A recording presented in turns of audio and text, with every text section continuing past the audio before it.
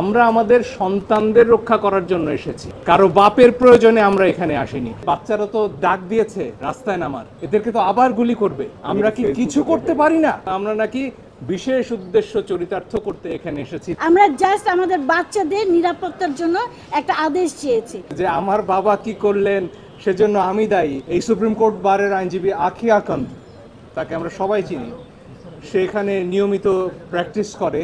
তার স্বামীর কথা সে পরিচয় দিচ্ছিল যে একদিনও গলা উঁচু করে তিনি কথা বলেননি। শেরপুরে ছিলেন, তার সন্তানকে স্নান করাচ্ছিলেন দুপুরবেলা, 100 পুলিশ এসেছে, তাকে গায়ে কাপড়টা দেওয়ার সুযোগ দেওয়া হয়নি। কেন নেওয়া হয়েছে জানেন?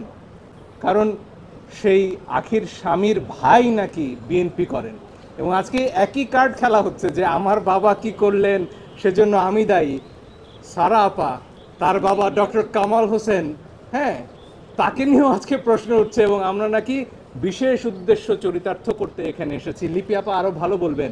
সেদিন সকাল 9:15 যেদিন কালকে আমরা তো পিটিশন দায়ের করলাম, লিপি আপা বললেন যে বাচ্চারা তো ডাক দিয়েছে রাস্তায় নামার, এদেরকে তো আবার গুলি করবে। আমরা কি কিছু করতে পারি না? এই একটা প্রশ্ন থেকে, একজন আইনজীবী হিসেবে দায়বদ্ধতা থেকে আমরা এসেছি।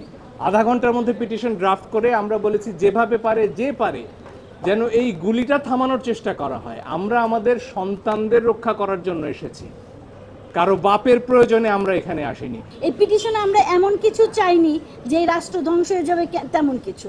আমরা জাস্ট আমাদের বাচ্চাদের নিরাপত্তার জন্য একটা আদেশ চেয়েছি।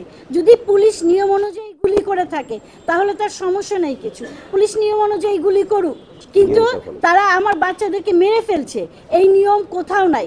সিআরপিসিতে নেই, পেনাল কোডে নাই,